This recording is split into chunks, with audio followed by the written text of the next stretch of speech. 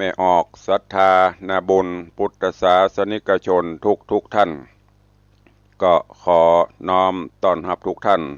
เข้าสู่รายการมรดกธรรมกำเมืองต่างสถานีวิทยุกระจายเสียงพระพุทธศาสนาแห่งชาติและสังคมคลื่นเพื่อการศึกษาพระพุทธศาสนาและวัฒนธรรม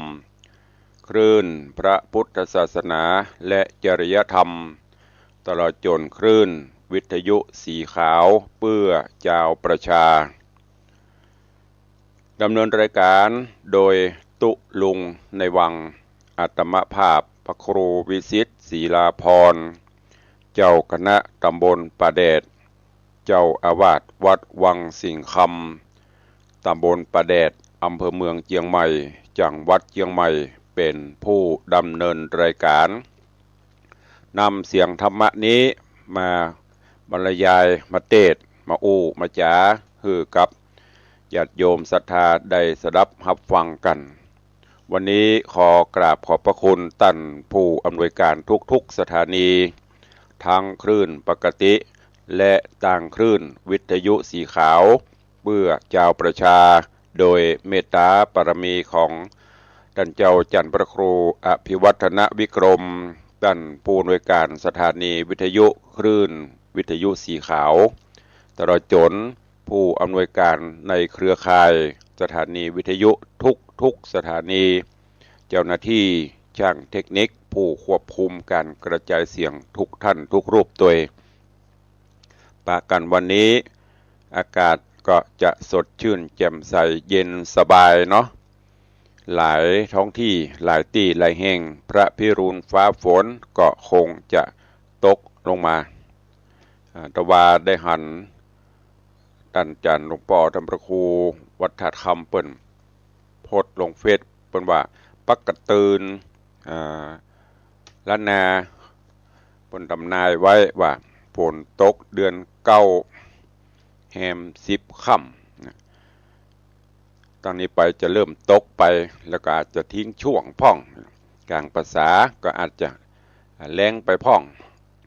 นี่เป็นการทำนายตามโหรเนาะแต่ว่าฝนฟ้าพระพิรุณโปรยปลายลงมาก็สร้างความชุ่มช่ำสร้างความจุ่มเย็นเย็นอกเย็นใจฮือกับญาติโยมศรัทธาตลอดจนสรรพสิ่งบ่ว่าจะเป็นสิงสารสัตว์ว่าจะเป็นต้นไม้ต้นตอกได้รับน้ำได้รับพระพิรุณโปรยลงมาก็คลายความแห้งแล้งชะล้างอย่างต่างๆก็เปรียบเสมือนจิตใจของคนเฮาก็เหมือนกันเนอะถ้ามันขุ่นมันมัวมันมีเมฆหนักแต่มันตกมันก็ร้อนอย่างหลวงพ่อพุทธพจนะเพิ่นได้กล่าวไว้ความร้อนอบอ้าวจะมาก่อนฝนความลำบากยากจนจะมาก่อนความสุขอันนี้ก็เป็น ที่ข้อคิดปริศนาแล้วก็เป็นจริงตามนั้นลองพอฝนจะตกนี่มันจะร้อนเหือไหลไขย้อยอยู่ในห่มก็ร้อนลองสังเกตพอสักกำฝนมันก็จะตกมาจิตใจคนเฮาก็เหมือนกันถ้ามันเมาก็ร้อนแต่มีฝนตกมันก็ลำบากฝนในที่นี้ก็คือธรรมะ เมื่อมันร้อนตั้งกายนี่ยังพอร้อนตั้งกายนี่ยังพอตั้งกายนี่ยังพอประทังได้แต่ถ้าร้อนจิตร้อนใจนี่มันจะลำบากก็ต้องเอาน้ำฝนก็คือน้ำธรรมคำสอนขององค์สมเด็จพระสัมมาสัมพุทธเจ้าได้มาชะล้างได้มาชโลมก็จะทำให้จิตใจเฮาเบิกบานแจ่มใสวันนี้ก็ขอให้เป็นวันแห่งความสุขของทุกท่านเนอะดำเนินการกิจการใดๆก็ขอให้สำเร็จผลสมดังมโนนัยเหมือนกันคู่คนเดินทางไปแห่งหนตำบลใดก็ขอให้แกล้วกราดปลอดภัยตัวเองพร้อมกันนี้ตุลุงก็ขอประทานอภัยสุมาอภัยครูบาอาจารย์ญาติโยมเนอะที่ติดตามรับชมรับฟังทาง Facebook ไลฟ์ของวัดวังสิงคำทางสถานีมรดกธรรมช่วงนี้ ต่างขัดข้องต่างเทคนิคก็เลยได้รับเมตตาจากท่านอาจารย์พระครูสมุวิสุวัตรก็จะได้ต่างของวัดไฟหินต่างทีวีวัดไฟหิน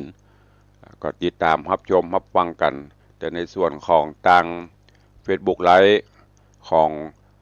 สถานีมรดกธรรมวัดวังสิงห์คำช่วงนี้ก็กำลังปรับปรุงแก้ไขแล้วก็คงจะเข้าสู่ปกติญาติโยมท่านทั้งหลายตะกี้อาจารย์พระครูอภิวัฒนวิกรมท่านเจ้าก็บรรยายธรรมเกี่ยวกับการทำบุญสุนทานการประพฤติวัดปฏิบัติตนปฏิบัติตัวของ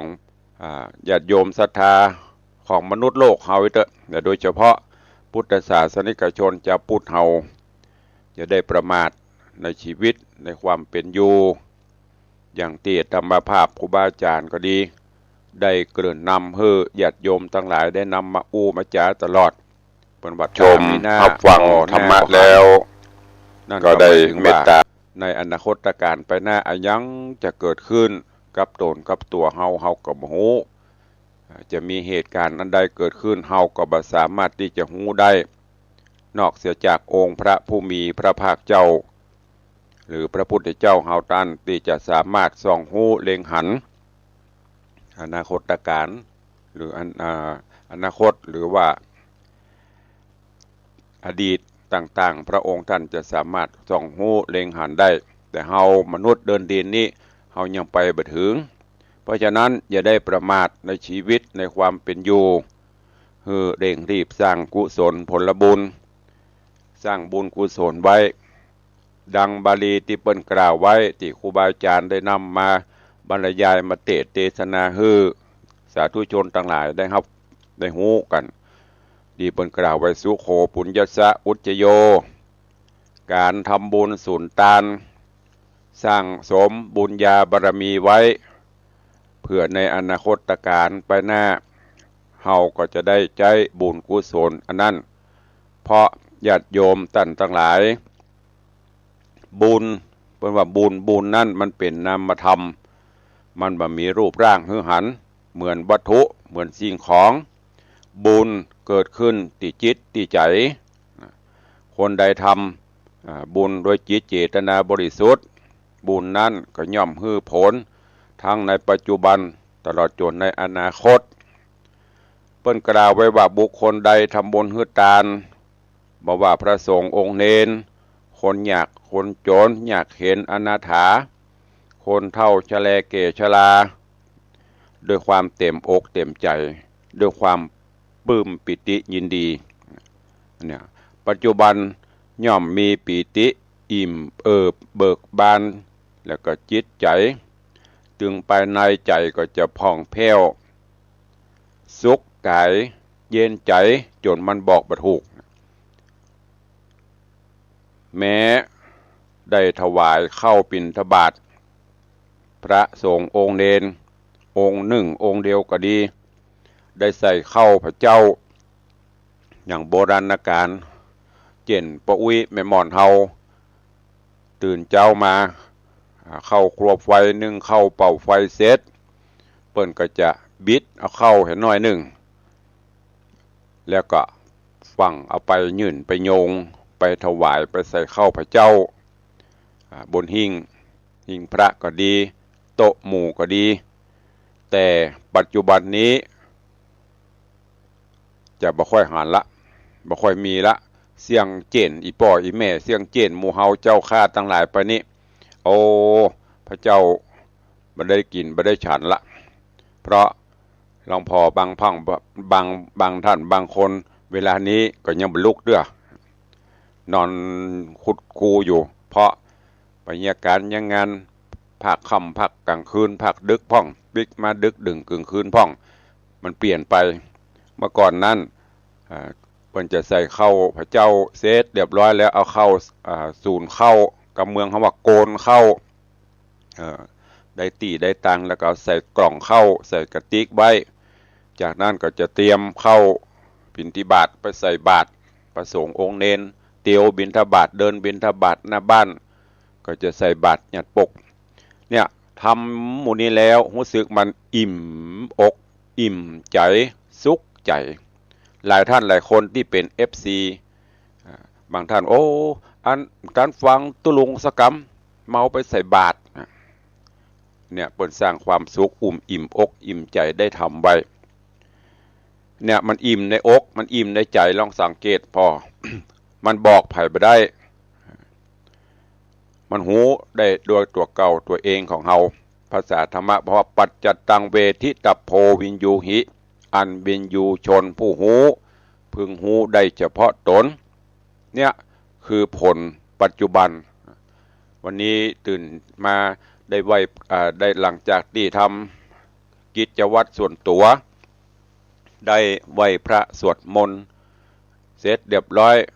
ได้ใส่บาตรหยัดปกมันอิ่มนะมันอิ่มอกอิ่มใจบอกไผ่บ่ได้นี่คือผลของการทำบุญแต่เฮาญาติโยมทั้งหลายจะต้องทำบุญนั่นการทำบุญว่าทำให้มันถูกต้องทำให้มันถูกกาลเวลาแล้วก็โอกาสญาติโยมบางคนบ่รู้จักวิธีทำบุญหรือบ่รู้จักฐานะจนหมดเนื้อหมดตัวมีเงินตะใดกับบริจาคทำบุญหมดอันนี้ก็ทำให้เกิดความเดือดร้อนตัวเก่าในภายหลังต้องอดเพราะบ่มีเงินจับจ่ายใจสวยสาธุชนพอออกไม่ออกต่างหลายต่างที่ถูกต้องทำบุญตามกำลังของเฮาตามจิตเจตนาของเฮาแม้องค์พระผู้มีพระภาคเจ้าก็สรรเสริญการทำบุญตามฐานะหลักฐานมีนักก็ตานนักมีน้อยก็ตานน้อยหูตัวเฮาอย่างที่ประวัติหูตัวออกบอกตัวได้ใจตัวเป็นทำแล้วบ่ฮื้อมันเดือดร้อนเกตตนแล้วก็ครอบครัวไม่ใช่ทำบุญจนหมดตัวเราต้องคิดถึงปัตนาเพราะว่าผลบุญจะเกิดขึ้นได้นั้นต้องอาศัยปัจจัยกรรมเก่าเฮาตัวบางอย่างเฮาทำบุญปัจจุบันวันนี้วันพุธก็อยากจะให้เกิดกุศลผลละบุญให้สมความปรารถนาแต่บุญยังบ่ฮื้อผลยังบ่เกิดเตื้อก็มีเพราะว่าเฮายังมีกรรมเก่าเข้ามาแทนอย่างเฮาจะหันว่าโอ้อันป่อนั่นแม่นี่ปีนั่นป้านี้ทำบุญแต่วัดไหนมีกับไปบ้านไหนมีก็ยังสงเคราะห์อนุเคราะห์และอย่างป้อมอย่างมีอย่างมาช่วยเนี่ยอันนี้เพิ่นบอกว่าเพราะกรรมเก่ามันยังบ่หมดเด้อกรรมเก่าส่งผลมามันก็ต้องใจกรรมใจอย่างเฮาไปที่เฮาทำไว้ในชาติก่อนเฮาถ้ามันหมดกรรมหมดเวรอย่างที่แล้วเฮาก็จะได้รับผลดีมีความสุขกายสบายใจถ้ามันส่งผลมาตั้งชั่วนี่เก่าเฮายังบ่หมดเฮาก็จะต้องได้รับผลของความทุกข์ของความเดือดร้อนในอกในใจเฮาก่อนผู้ที่บ่รู้หลักความเป็นจริงก็มักจะโวยวายเหมาอย่างที่ตรุงว่าบัดกี้นะเอาทำบุญทำทานทำแต่ตุลุงวังสิงคำประกาศกลับไปท่านพระครูอภิวัฒนวิกรมประกาศกลับไป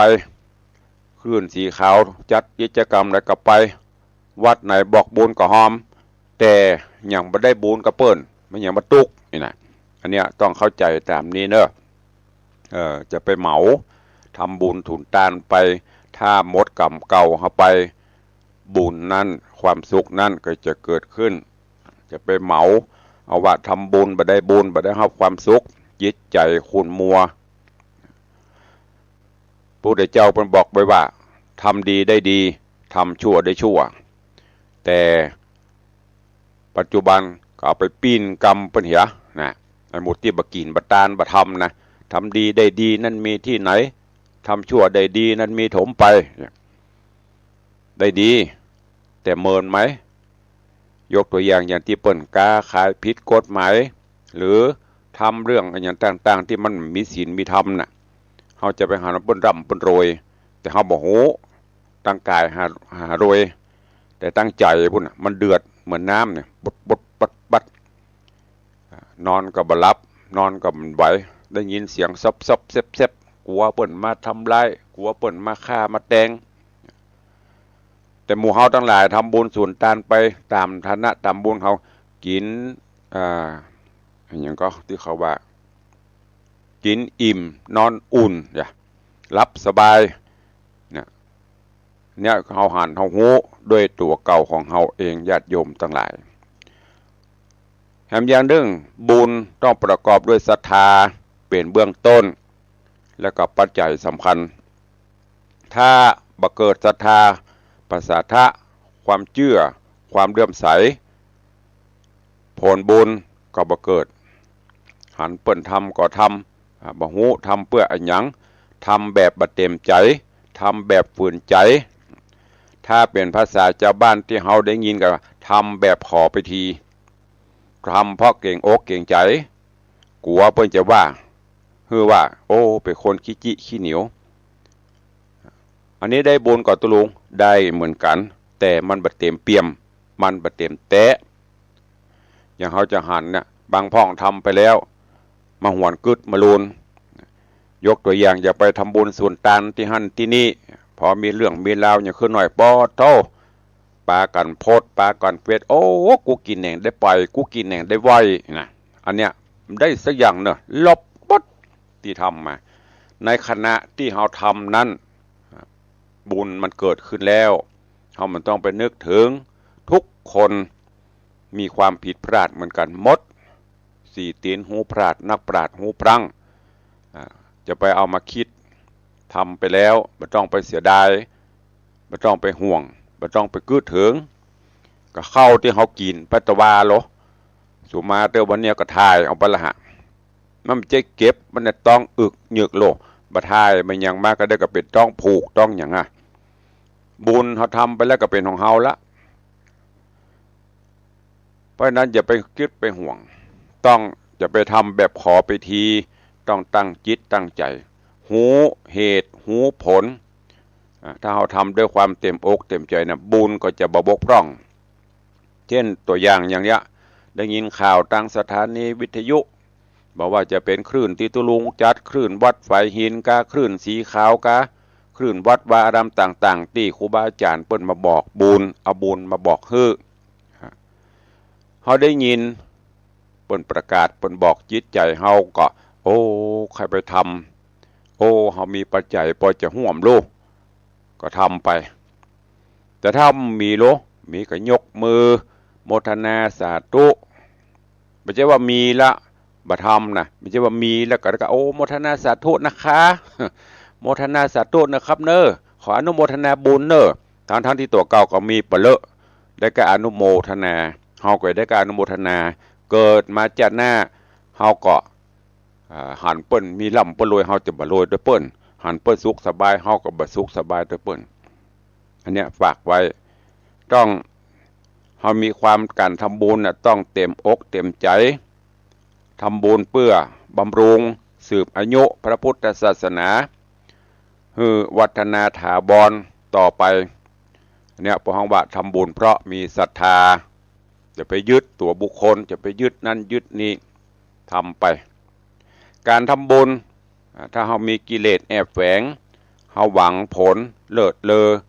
พวกเราว่ากะกำไห้กระบุญก็บ่ถูกต้องตามหลักพระพุทธศาสนาญาติโยมทั้งหลายเราควรเกิดว่าการสร้างความดีนั้นมันตึงบ่สูญเปล่าเหมือนกับเราหว่านพืชปลูกพืชปลูกผลไว้มันก็ย่อมบ่ได้ผลปลูกบะม่วงวันหน้าก็ต้องได้กินปลูกบะนูนปลูกหั่นปลูกนี่วันหน้ามันต้องย่อมฮื้อดอกฮื้อผลหว่านพืชจะได้ก็ย่อมจะได้ผลจะนั้นแต่มันจะต่างจากระยะเวลาจะจ้ากับบะบุยเหมือนอย่างบะลำไยเนี่ยสวนเฮาก็มีสวนเปิ้นก็มีแต่สวนเปิ้นจะได้ว่าแก่นใหญ่แก่นหลวงดกโดยของเฮาต้นลำไยเฮาไม่อย่ามาแคะมาแกรนมันก็เหมือนเดียวกันนั่นน่ะด้วยบุญของไผของมันมันมีแน่แต่มันจะจ้าจะบวยอันนี้เป็นต้นบางเตือบางทีก็มีมิจฉาทิฐิเข้าครอบงำเกิดบ่าข้อบัถ้าทำบุญ ชาตินี้กองเงินกองทองเปเลอะเกิดมาเป็นเศรษฐีมหาเศรษฐีมาถ้าไปทำมันเพราะว่ามีเงินมีทองเปเลอะมีกินมีใจอยู่ละอันนี้เป็นความคิดที่ผิดถนัดเนอะผิดอยู่ได้ตุลุงญาติโยมทั้งหลายเฮาเกิดมาเป็นชาวพุทธเฮามาพบพระพุทธศาสนาบอกว่าจะเกิดมาโรยเกิดมาทุกข์มาจนท่านทั้งหลายเฮาต้องบ่ลืมทำบุญสุนทานการทำบุญสุนทานคือการสร้างความดีจะมีความสุขถึงภพนี้ถึงภพหน้าที่ได้กล่าวเป็นบาลีว่าสุโขปุญญสะอุจโยการสั่งสมบุญนำมาซึ่งความสุขการทำบุญเพื่อโลภะเพื่อความโลภยกตัวอย่างเช่นใส่บาตรขลังปังเหรียญ25พ่อง50พ่องเหรียญบาทพ่องนะยกมือไหว้สาธุขอให้ข้าพเจ้าอยู่ดีมีสุขเนอะขอให้ถูกหวยเนอะ2 ตัวยังเบานะ3 ตัวยังว่านะขอที่1ปุ๊ก่อนนะอันนี้เพราะว่า ทำบุญก็ยังเกิดความโลภอยู่หวังถูกหวยรวยแชร์แล้วมันบ่ถูกตามปรารถนาก็เลยบ่ค่อยทำเลยเฮ้ยวันนั้นกูไปหยอดภาพประจำวันเกิด5 บาทซื้อหวยก็บ่ถูกอย่าง อันนี้เป็นการบ่ถูกผิดธรรมะคำสอนญาติโยมทั้งหลายอีพ่ออีแม่ทำไว้เถอะความสมหวังจะสนองมาเองเพราะเฮามีต้นทุนความดีทำเวลาคนบอกว่าตกน้ำบ่ไหลตกไฟบ่ไหม้ ทั้งนี้และทั้งนั้นเมื่อกรรมเก่าเวรเก่าบาปเก่าดังชั่วเก่าๆที่เฮาสร้างไว้หมดไปเฮาเอาบุญเนี่ยไปก้อยชำระล้างไปขัดไปมันก็จะแจ่มใสขึ้นผลอานิสงส์ความดีก็จะมีความสุขก็จะมาปรากฏกึศอันยังก็จะสมความปรารถนาปัจจุบันนี้ก็พอจะหูจะหันกันอยู่อีพ่ออีแม่ญาติโยมทั้งหลายบางคนเปิ้นโรยอยู่ละโอ้ไปซื้อหวยใบเดียวบ่ได้ถูกได้เป็น6 ล้าน10 ล้านบางคนก็เป็นคนยากคนจนซื้อใบเดียวถูกรางวัลที่1อันเนี้ยเพราะบุญวาสนาที่ทำไว้มันชำระล้างกรรมเก่าหมดเสี่ยงไปละความสุขก็เกิดขึ้นมีความสุขมั่งมีเป็นเศรษฐีโดยบ่นึกโดยบ่ฝันอย่างที่เฮาเป็นข่าวนะเอาบางคนเป็นยามพ่องบางคนก็เป็นคนรับจ้างพ่องเป็นลูกจ้างปุ่นพ่องบางคนก็เก็บของเก่าขายพ่องเป็นนั่นเป็นนี้น่ะวันดีคืนดีพลิกเป็นเศรษฐีได้เพราะกรรมเก่าเพิ่นหมดไปมันสร้างบุญไปน้ำดีไปล้างน้ำอันดำของดีไปล้างของบ่ดีออกไปกับน้อยอ่ะมันก็หมดไปพอมันหมดไปปุ๊บผลและบุญต่างๆที่ได้สะสมสร้างมาก็เข้ามาแทนที่ชีวิตก็พลิกผันเป็นเศรษฐีไปญาติโยมท่านทั้งหลายอีพ่ออีแม่นักปราชญ์บัณฑิตเพิ่นได้จำแนกประเภทการทำบุญไว้หลายอย่างหลายประเภทอาทิเช่น 1. ทำบุญเพื่อบุญไปหน้าคือหวังผลอานิสงส์ไปต่างหน้าเหมือนดั่งเฮาเจ้าข้าทั้งหลายบอกว่าพระเจ้าประสงค์ว่าอีป่อยแม่เฮาก็ตั้งจิตอธิษฐานเกิดจัดหน้าชั้นใดขอให้ได้พบพระพุทธศาสนาได้เกิดมาในผืนแผ่นดินที่มีความสงบสุขร่มเย็นได้พบปาแต่สิ่งที่ดีเนี่ยเฮาปรารถนาอานิสงส์ไปต่างหน้าประการต่อมาทำบุญเพื่อฆ่ามลทินคืออย่างมลทินในที่นี้คือความตระหนี่ความขี้จิขี้เหนียวบางพ่องบางคนมีเปลอะแต่เข้าทำนองที่ว่าจักจีนก็กลัวพราน จะตานก็กลัวเสี่ยงขี้จิตานต่ำเปิ้นนั่นน่ะบางพ่องร่ำรวยแต่หอมเห็นน้อยเดียวคนทุกข์คนยากเปิ้นหอมนักเหลือเพราะอันนี้ก็เข้าตำนองตีกล่าวแต่ตนประมาทว่าโอ้เฮาตึงรวยอยู่ละถ้าไปทำมันอย่างล้ำเหลือเพราะฉะนั้นพอถึงการมีการทำบุญสูญตานเพื่อฆ่ากิเลสมลทินความตนีขี้จิขี้เหนียวไป กำจัดความตนีเข้าไปประการต่อมาทำบุญเพื่อให้มันสิ้นกิเลสก็คือชำระโลภะโทสะโมหะกำจัดความโลภความโกรธความหลงคือมันออกจากจิตจากใจไปประการต่อมาทำบุญเพื่อให้พ้นเขตสงสารอย่างบางพ่องบางคนครูบาอาจารย์เปิ่นทำบุญสูญตานคือมันพ้นเขตสงสารก็คือบ่ต้องมาเวียนว่ายตายเกิดในวัฏสงสารละอันนี้คือปุ้นหวังความสุขสุดสูงสุดก็คือเข้านิพพานบ่ต้องมาเวียนว่ายตายเกิดต้องมาทรมานอย่างละประการต่อมาทำบุญเพื่อหวังผลนิพพานความสงบสุขทำไปแล้วเรามีความสุขมีความสมบัติสำราญบานใจจะได้มีความสุขความเจริญประการต่อมาทำบุญเพื่อขับไล่ความอับปรีที่มันติดตามมาก็คือความชั่วมารร้ายต่างๆเอาความดีเข้าสู้มันจะไม่ได้ติดตามไม่ได้ตัวมาเหล่านี้เป็นต้นแล้วก็ทำบุญเพื่อหาและได้ก็คือทำบุญเพื่อได้บุญได้กุศลคุณงามความดีไม่ใช่หาและได้เข้ากระเป๋านะ อันนี้ทำบุญสร้างบุญกุศลคุณงามความดีไปการทำบุญเพื่อไว้เป็นทุนที่เราทำถึงวันคือวันเนี่ยเป็นทุนต้นทุนเก็บหอมรอมริบไปเป็นของเราติ๊กๆอย่างที่เปิ้นบ้านน่ะเวลาตายไปที่เปิ้นทำบุญไปเขานั้นเป็นบุญสมทบนะแต่ของเราตั้งหลายเนี่ยเราทำไว้เนี่ยเป็นต้นทุนต้นบุญอย่างเราฝากสตางค์ไว้นะจาก10เป็น20จาก20เป็น100 200เป็นบางขึ้นสมทบขึ้นเตียนนะเป็นทุนของเราคือเป็นเสบียงพาหนะเพื่อที่จะเดินทางไปในภพหน้าเราก็จะไม่ได้ขัดสน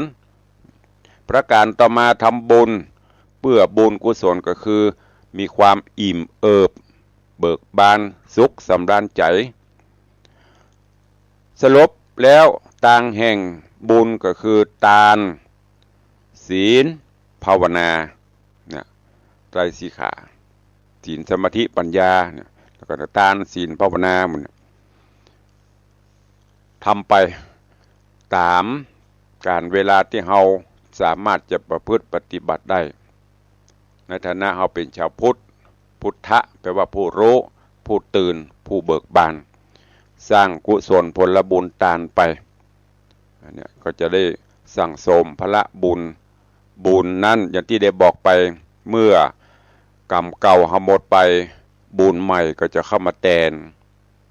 เราก็จะมีความสุขฝากหวังไว้กับอีพ่ออีแม่ญาติโยมศรัทธาสาธุชนเฮาเด้ออย่าได้ประมาทในชีวิตในความเป็นอยู่ยิ่งโลกเฮาปัจจุบันนี้มีแต่สิ่งอันยังที่เฮาบ่เคยหันมันก็จะหันบ่เคยหูมันก็จะหูการอยู่บนโลกปัจจุบันนี้ยิ่งมีแต่ความวุ่นวายอย่างที่ครูบาอาจารย์เปิ้นได้กล่าวไว้โลกเจริญในด้านวัตถุนักเท่าใดจิตใจคนจะกลับปิ้นกันเนอะต่ำซามลงจิตใจคนจะบ่าไข้มีศีลมีธรรมกันอย่างเฮาหันปัจจุบันเนี่ยมีแต่โน่นนั่นนี่กลืนเจ้ามากะสัพเพเหระสัพปะสัพปันบ่เป็นตัวของตัวเองที่เราจะได้ยินกันเสมอก็คือปากกัดตีนถีบเวลาจวนไปทำไมโอ้บ่ว่างเอาบ่มีเวลาเตื้อประมาท ประมาทนี่ก็เหมือนเดียวกันประมาทในชีวิตความเป็นอยู่ประมาทในวัยหนุ่มกำอยู่มาสร้างเตื้อคุณงามความดี ขอสนุกสุขเสริญนี่มันไปแต่เหตุก่อนมันสุดนี่เหตุก่อนก็ไปทำบุญสูญตานมีชีวิตอยู่ทำมาได้ก็ได้อันนี้ว่าประมาทถ้ามันพลาดพลั้งมาไม่ได้ทำสักอย่างเวลาทำมาเป็นเทศก็ดีไปบรรยายธรรมก็จะบอกเกณฑ์เฉลี่ยอายุคนเฮาเปิ่นตั้งเกณฑ์ไว้เฮาจะอยู่บนโลกใบนี้ได้ประมาณ75 ถึง 80 ปีประมาณนั้น75 ปีที่จะมีชีวิตโลดแล่นอยู่บนนี้บนโลกใบนี้นะหรือถ้าบุญกุศลนักก็จะประมาณ80อย่างที่เปิ้นว่าอย่างก็10 ปีอาบน้ำบ่หนาวไปจนถึง90 ปีนะไข้ก็ตายบ่ไข้ก็ตายนะเนี่ยท่านทั้งหลายลองเอามาเปรียบเทียบโอ้แล้วก็เกิดว่าประเด็นเฮากี่ปีละที่เฮาลืมตาอยู่บนโลกนี้ลืมตาอ้าปากโลดแล่นอยู่บนโลกใบนี้ได้กี่ปีจะค้างแหมกี่ปีถ้าเกณฑ์เฉลี่ยเปิ้นเอาแบบเนี้ยบางท่านก็70 ปีอายุปัจจุบันอันนี้ตุลุงไม่ได้แจ้งไปเนอะแต่ตุลุงเอามาเตือนสติเอามาเล่าให้ฟังแล้วดังไปกืดพอสมมติว่าบางทีประเด็นเฮาอีป่อยแม่เฮาญาติโยมซะเท่า70ถ้าเฉลี่ยเปิ้นอยู่75 ถึง 80เอา80ไอ้ต่อเฮาก็จะเหลือเวลาบนโลกได้10 ปีแต่บางพ่องถ้าว่าโอ้กูเหลือ10 ปีกูจะไปโลดแล่นใครอยากกูกินใครอยากกูก็กินใครไปห้ามปนี่กูไปแต่ถ้าไปในทางที่ดีนั้นโอเคแต่ถ้าในทางที่มันดีนะกิเลสตัณหาต่างๆปาไปนะจะไปว่าโอ้เกิดมาขอใจมันคุ้มค่าตายแล้วเป็นอย่างเจ้ามันอันเนี้ยเขาดงบดะเนาะกึดเป็นตังตีพิษเขาต้องมาเปลี่ยนความคิดว่าโอ้เขาเหลือเวลาแถมประเมินแล้วแถม10 ปีประเดียวก็ซ้ำวยนะปั๊บแป๊บตับแทบก็เด็กกับมืดก็เด็กกับแจ้งก็เด็กกับค่ำยังพอประเด็นนี่ฮะมันวยเวลามันวยไล่ไปพอจะน็อกแล้วนะน็อกอะไรอย่างเข้าประสาทเลยนะปกตินี่สิงหาจะเป็นกลางประสาทเลยเนี่ยปุ่น1 สิงหาปุ่นจะเข้าประสาทมันไปโวยแสดงว่าวันมันโวยเวลามันโวย10 ปีเนี่ยก็เดียวกับถึงละแล้วมันจะถึงก็ที่เขาจะโยนผมบอกว่าอันที่เปรียบเพื่อฟังนี่หมายถึงชีวิตเฮายุคสำราญบรรจัยราบรื่นเรียบร้อยไม่มีอุปสรรคนะเฮาถึงจะไปถึง75-80แต่ในระหว่างทางที่ไปเกิดโรคภัยไข้เจ็บเกิดธาตุทั้ง4ในต่างร่างกายเฮาแปรปรวนมาไปบ่ถึงละเพราะฉะนั้นอย่าประมาทในชีวิตอย่าประมาทในความเป็นอยู่ขอให้เร่งรีบสร้างคุณงามความดีพินิจพิเคราะห์พิจารณาอันไหนที่เราทำมา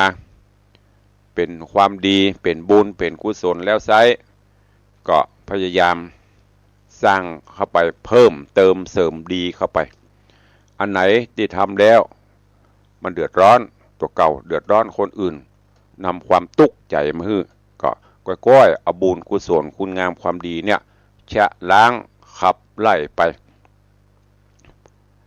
แล้วก็จะบังเกิดความสุขได้ อันนี้ตุลุงก็ฝากไว้เนอะ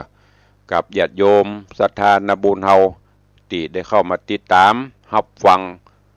รายการมรดกธรรมกับเมืองที่ตุลุงได้จัดมาพี่น้องญาติโยมศรัทธาที่ฟังจากคลื่นสีขาวเพื่อเจ้าประชาเฮาก็จะได้ปะกันอาทิตย์ละครั้งคือทุกวันพุธปะกัน1 ชั่วโมงที่ทางท่านผู้อำนวยการเปิ่นถวายเวลาไว้แต่ถ้าคลื่นปกติวัดไฟหินก็จะปะกันถึงวันในส่วนของคลื่น96 ก็จะปะกันในช่วงบ่ายอันนี้ก็ฝากไว้กับทุกท่านเนอะที่ตุลุงนำมาจ๋ามาเล่าให้ฟังก็หวังว่าคงจะมีสาระประโยชน์นะกับสาธุชนทั้งหลายบรรนักก็น้อยลองเก็บไปคิดพิจารณาอันไหนดีเอาไปใช้อันไหนบ่ดีก็ใส่ขว้างเนอะก็จะ เป็นประโยชน์กับทุกท่านตัว ก็เหลือเวลาแถมน้อยก็จะได้เข้าสู่รายการอู้จากับพี่น้องปอออกไม่ออกศรัทธาพร้อม นำข่าวสารบุญกินบุญตานต่างๆกิจกรรมต่างๆมาอู้มาจ๋ามาแจ้งให้ท่านทั้งหลายได้ฟังอย่างที่ตุลวงบอกตะเกียได้รับข่าวสารงานบุญอย่างก็ไปจมไปเดือดโอ้มีกักงานมีกักการเปิ่นบ่ได้บังคับนะใครจะทำเปิ่นแบบบุญถ้ามันได้สร้างร่วมกันมาจะได้มันก็ถึงสร้างได้ปะได้สร้างกันแต่ถ้ามันได้สร้างได้ร่วมกันมาจะได้มันก็ถึงได้ทำแต่ก็แล้วแต่ญาติโยมศรัทธาบุญเฮาทำบุญส่วนตานไปบุญมันก็ได้ไปไหนเป็นของเฮาอย่างวันเนี้ยใครอยากกี่เข้าแต่มันไปซอกกินอีละมาไอ้ไปกินข้าวแตนแม่มึงเอามาเฮ้ยกูใครอยากกี่เข้าแล้วเฮาอิ่มก่อนเฮาก็ไปอิ่มเหมือนอย่างเฮาไปบอกเพิ่นโอ้เพิ่นสร้างหั่นเด้ออีตุลวงวังสีคำเพิ่นบอกข่าวนะไปหอมเพิ่นเหียตัวเก่าบ่หอมเพิ่นก็ได้บุญไปเฮาก็บ่ได้ฉันได้ก็ฉันนั้นเด้อฝากไว้กับทุกท่านด้วยก็มีข่าวจากทางคลื่นวิทยุสีขาวเปื้อเจ้าประชาของเฮาเพิ่นบอกว่าขอเจิญเด้อเจิญอีป่ออีแม่นักศีลนักบุญบอกว่าจะเป็นคลื่นสีขาวคลื่นใดก็ได้ที่ฟังที่นะร่วมโมทนาบุญร่วมสมทบทุนในการหล่อเตียนภาษาเพื่อน้อมถวายเป็นพุทธปูชาธรรมปูชาสังฆปูชาวัดวาระต่างๆประจำปีพุทธศักราช2566แถมประการหนึ่งก็คือ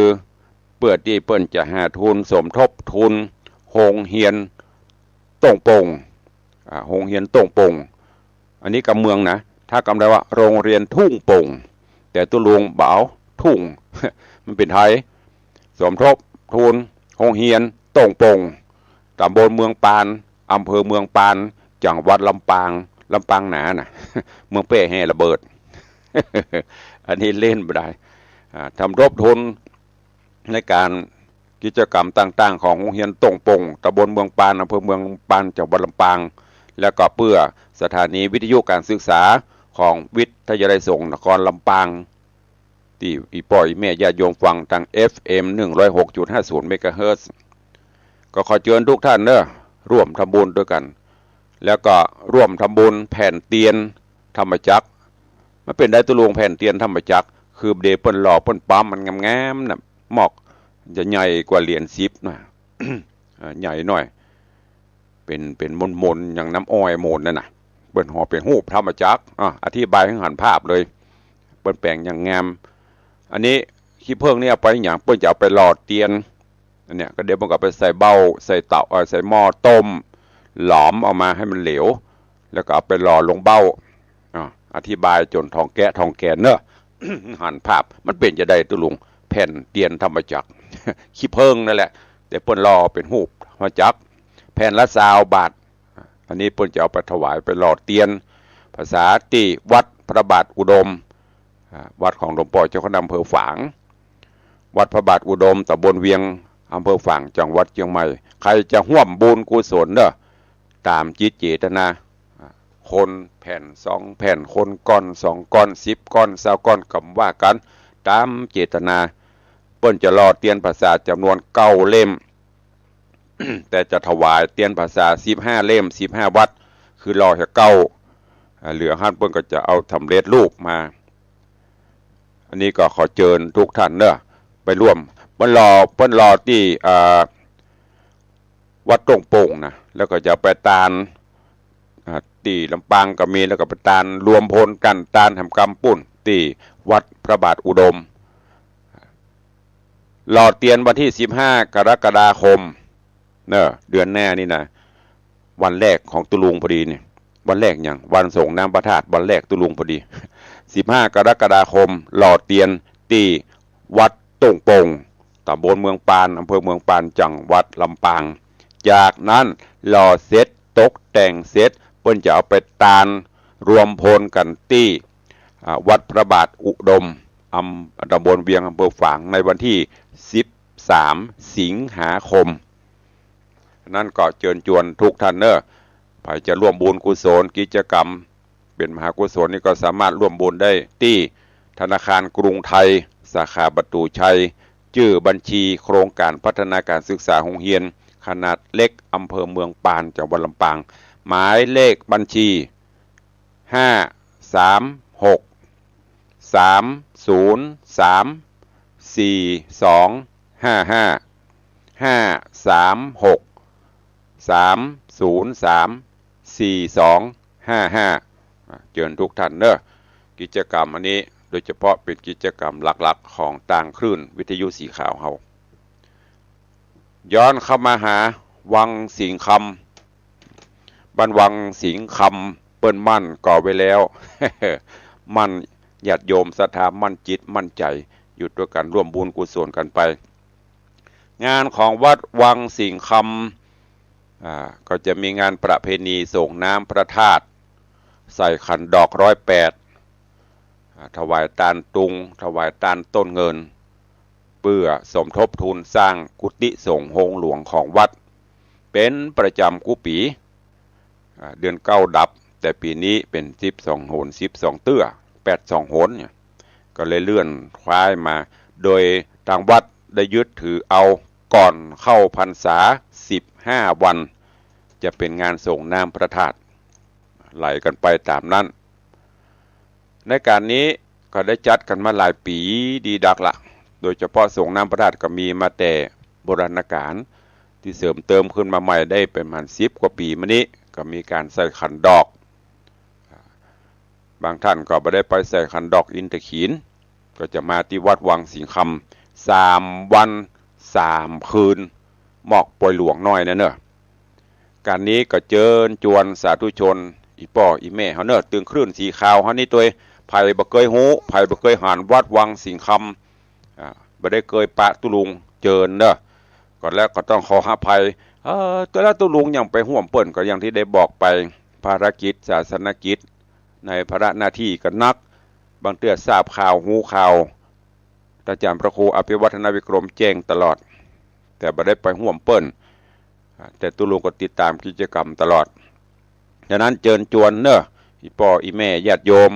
เมืองแป่เมืองน่านลำปูนลำปางที่ไหนที่ใดก็ดีว่างเว้นก็มาร่วมทำบุญในวังเนอะเข้าวังกันกูเตี้ยเขาไปตำป่าตำเขาถ้าอาจารย์พระครูอภิวัตรปาไปตำป่าตำเขาปากันเข้าวังตัวที่วัดวังสิงห์คำกำหนดการวันที่15 16 17เดือนกรกฎาคมคือเดือนหน้าเนี้ยวันที่เพิ่นจะรอพวกนั้นจะได้มากันหัวเนอะวันที่15นะ15 16 17ที่วัดวังสิงห์คำเนอะ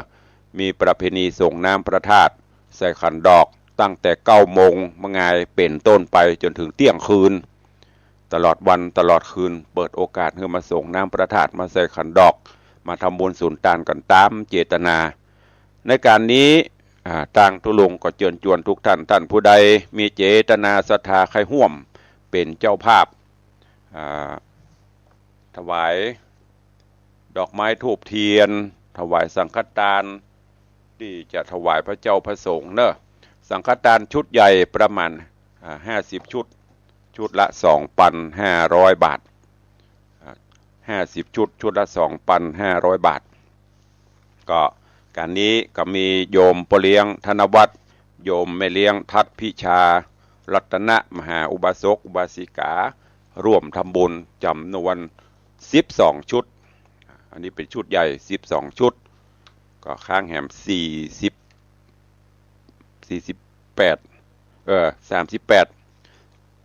ใครจะห่วมบุญก็ห่วมชุดน้อยชุดละ500 บาทชุดน้อยนะชุดละ500 บาทมันเป็นได้ตุลุงชุดน้อยชุดใหญ่ก็คือเฮานิมนต์พระเถระหลายเพิ่นห้องก็หลายขั้นตอนพระเถระผู้ใหญ่มาเจริญพระพุทธมนต์แล้วก็นิมนต์หัววัดมันมีหลายอย่างจะไปว่าอันอย่างมีเกตโดยการอิบใจนะท่านโยมทั้งหลายบ่เข้าใจได้บ่เข้าใจผิดอย่างที่อาจารย์พระครูอภิวัตรประกาศหลวงพ่อ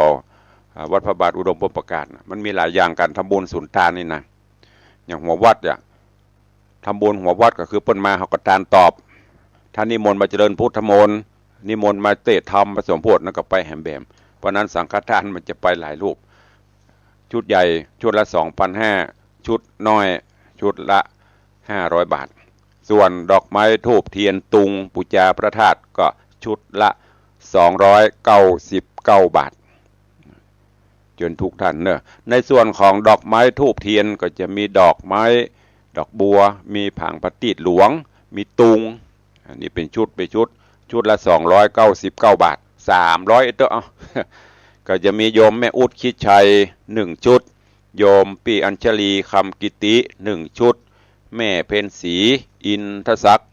1ชุดป่อพัดแม่จันเปงอุ่นผูกลำปาง1ชุดแม่อุ้ยหม่อนจันคำแสงบุญ1ชุดแม่สุพัฒน์เอี่ยมเจริญ1ชุดโยมแม่เกษรชัยวุฒิแม่สุธรรมอินทรีย์1ชุดแม่เรือนมูลปิยจันทร์โดยซิว1ชุดป้าเท่าพงบุญชัย1ชุดแม่เท่าบังเอิญบุญชัย1ชุดโยมพรตรีบุญชัย1ชุดโยมแสงสาบุญชัย1ชุดเด็กชายแสงเมืองบุญชัย1ชุดเด็กหญิงอัญชรีบุญชัย1ชุดไปชุดนี่ก็คือชุดเครื่องสักการะปูจาพระธาตุเจ้าเจดีย์ใครจะห่วมเนอะก็เจิญ299 บาทสังฆทานชุดน้อยก็500 บาทชุดใหญ่ก็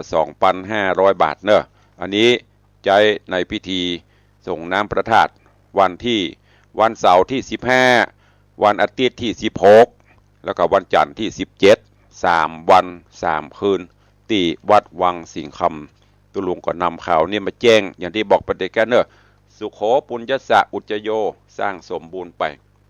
แถมงานหนึ่งก็คือปุ่นเดือนสิงหาต่อไปก็จะมีงานทำบุญอายุวัฒนมงคลครบรอบ60 ปีเสยิดตุลุงปีนี้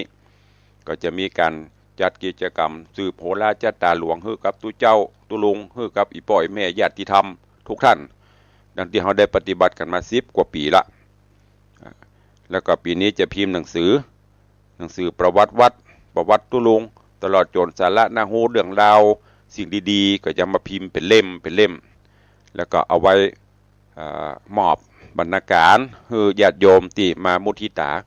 จะพิมพ์ประมาณ1,000 เล่มทางร้านเปิดคิดเล่มละ150 บาทใครจะเป็นเจ้าภาพบัจเจ้ปูจานะบัจเจ้อีแม่ปูจาเล่มแล้วก็เอาส่งอีบัจเจ้นะคือจ้วยตุลุงเด้อจะฮับ5 เล่ม10 เล่มก็ตามใจเล่มละ150เนอะนี่ก็เจริญปอนเจิญวันนี้ก็มื้ออีกก่อนเนาะเวลาก็จะหมดละเพื่อเขาจะว่าประกาศอันนั้นมันจะประตันก็จะได้เปิดหน้าไม้อู้จ๋ากับญาติโยมศรัทธาเนอะเหลือเวลาแห่งประมาณ 3-4 นาทีใครฟังที่ไหนตั้งใดใครร่วมกุศลเจตนาก็ดีบ่ห่วมก็ดีใครใครจ๋ากับตุลุงแจ้งผลการรับฟังเข้ามาได้เนอะที่เบอร์โทรศัพท์0817836540เข้ามาได้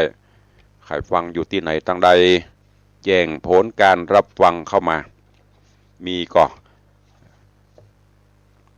ผลการรับฟังเป็นจะได้พ่องชัดบ่ชัดจะได้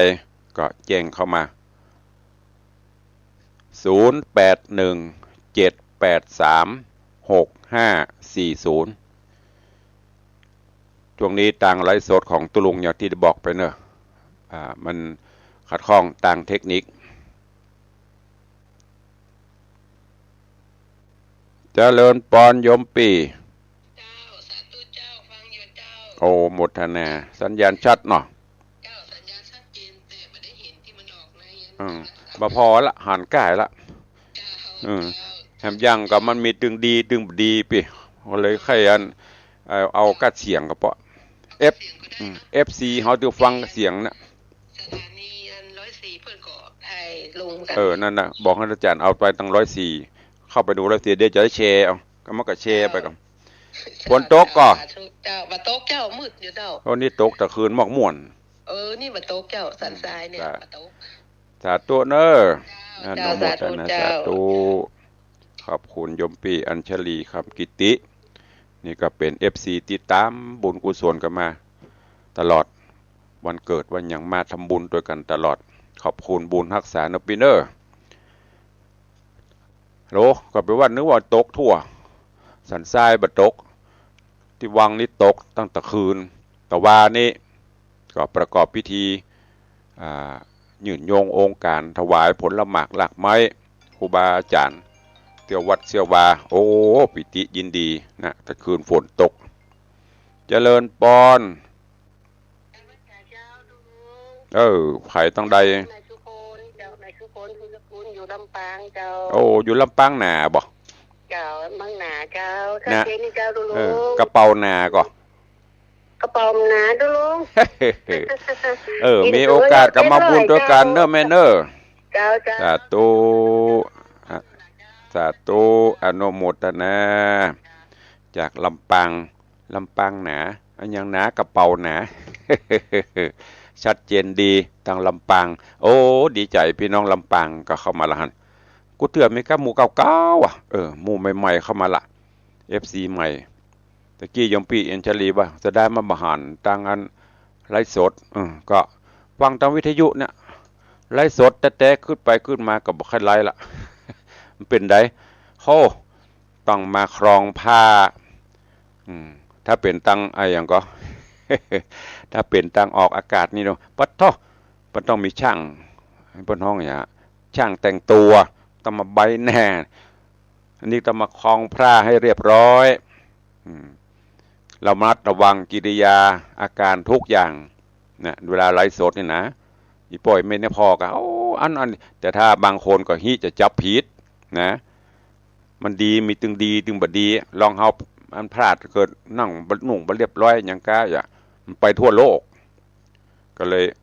ช่วงนี้กับลดลงพ่องฟังทางวิทยุเขาเนี่ยเนาะอยู่ด้วยกันทางวิทยุได้ยินแค่เสียงบหันโตนะเจริญปอน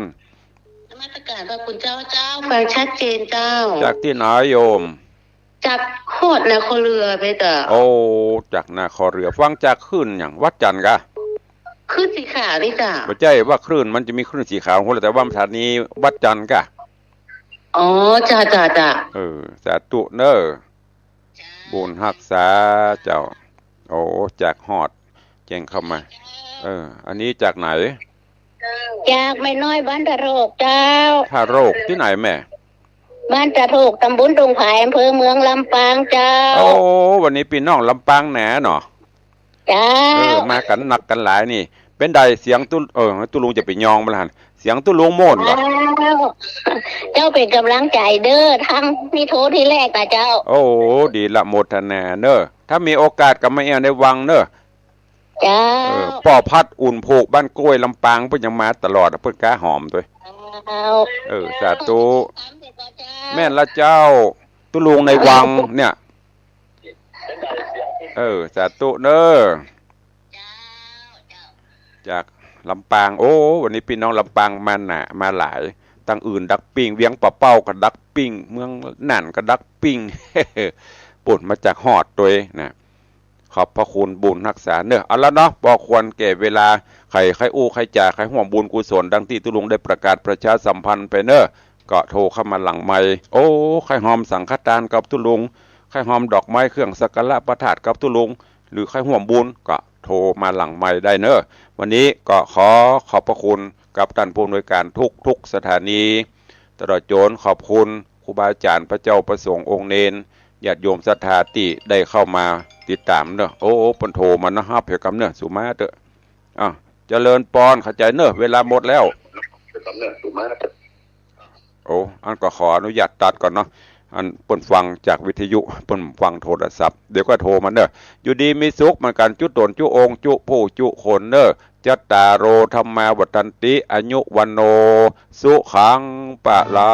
ง